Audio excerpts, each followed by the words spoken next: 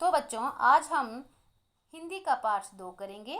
इस पिक्चर में आप देख रहे होंगे, ऊपर एक मक्खी है और नीचे शेर सोया हुआ है। तो इस पाठ का नाम ही क्या है? शेखीबाज मक्खी।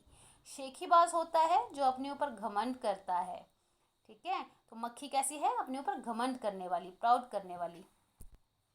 तो बच्चों, ये एक कहानी है, तो चलिए कहानी शुरू करते हैं।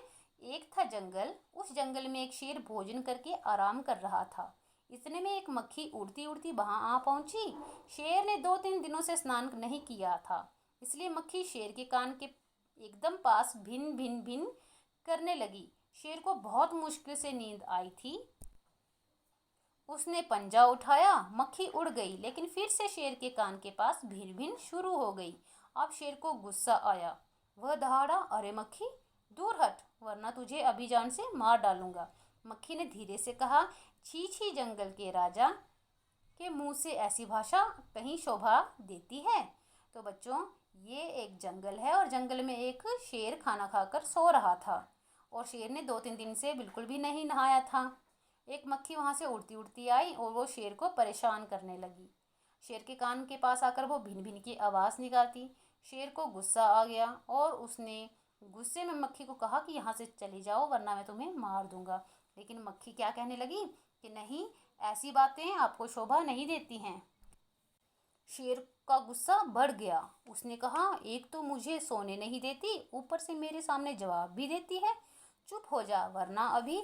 मक्खी बोली, वरना क्या कर लोगे? मैं क्या तुमसे डर जाऊंगी? मैं तो तुमसे भी लड़ सकती हूँ।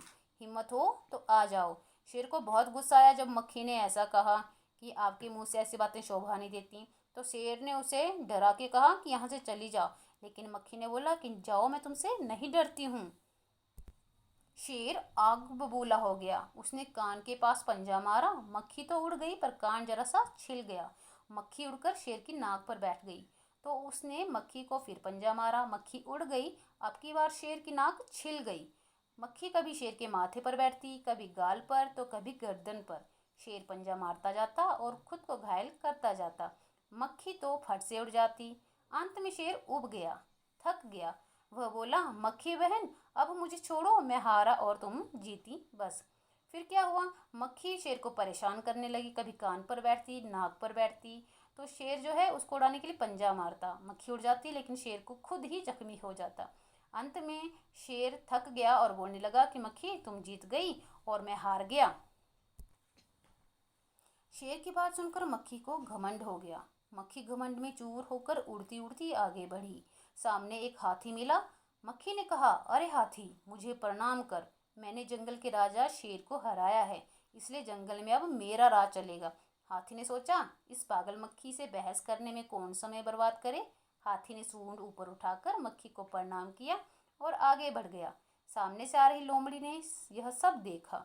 लोमड़ी मंद मंद मुस्कुराने लगी।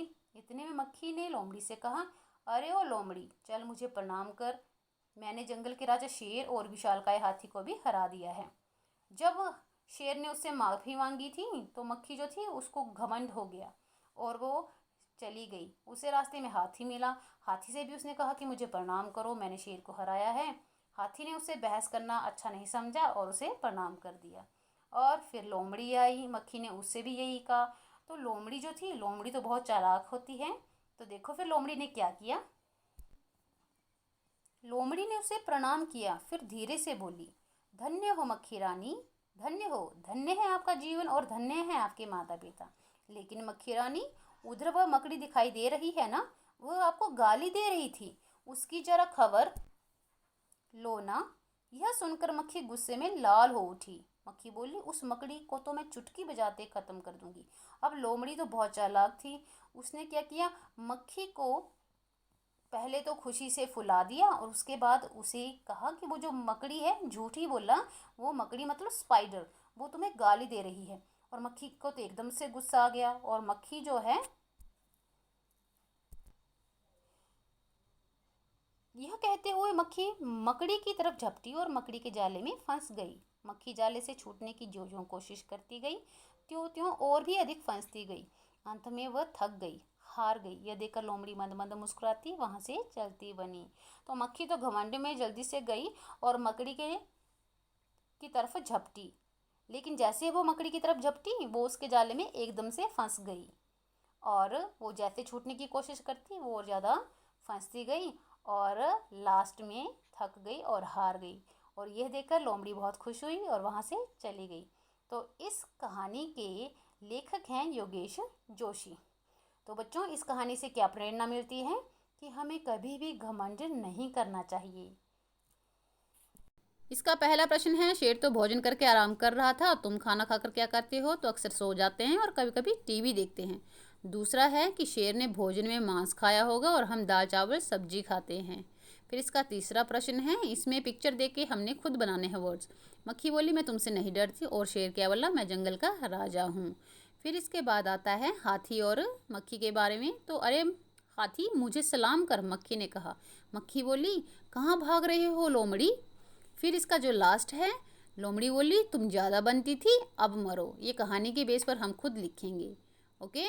फिर है आपका कि कहानी के हिसाब से बताओ घमंडी कौन था? मक्खी, चतुर हाथी, समझदार हाथी, डरपोक शेर, सबसे चतुर लोमड़ी, और आलसी कौन था? इसमें शेर था जो सोया हुआ था और तभी उसे मक्खी परेशान कर रही थी। अब अगला प्रश्न है हमारा कि इसमें जो पिक्चर बनी है हमने देखना है कि कौन सा वाला नंबर है जिसमें बहुत ज़्यादा जाले हैं। तो इसमें जो नंबर 4 आएगा वो बहुत सारे जाले होंगे। आप भी एक बार कंटिन्यू जरूर करना।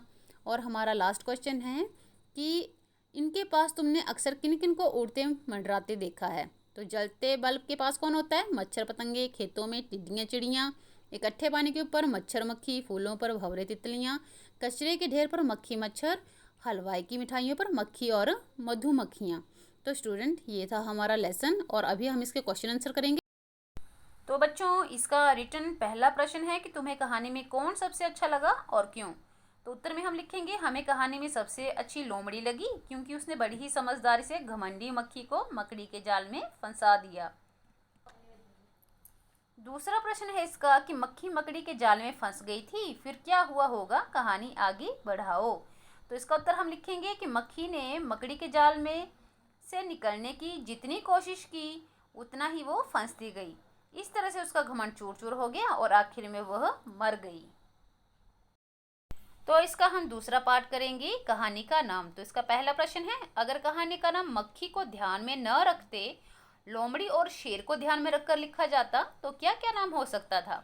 तो उसका उत्तर लिखेंगे हम, यदि लोमड़ी को ध्यान में रखकर कहानी का नाम रखा जाता तो चतुर लोमड़ी होता। यदि शेर को ध्यान में रखकर कहानी का नाम दिया जाता तो हम नाम रखते मूर्ख शेर या आलसी शेर। इसी का दूसरा प्रश्न है कि अब तुम कहानी के लिए एक और शीर्षक सोचो। यही शीर्षक कहानी के किसी पात्र पर नहीं होना चाहिए। कहानी की किसी घटना के पात्र के बारे में शीर्षक हो सकता है। कहानी का अन्य शीर्षक घमंडी का शीर्ष नीचा या जैसी करनी वैसी भरनी हो सकता है। तो ये थे हमारे टोटल प्रश्न उत्तर। आई होप आपको अच्छे लगे होंगे। चैनल को जरूर सब्सक्राइब कर लें और वीडियो को लाइक भी करें और बेल आइकन प्रेस कर लें ताकि अगला लेसन में जब भी डालूं तो उसकी नोटिफिकेशन आप तक सबसे पहले पहुंचे।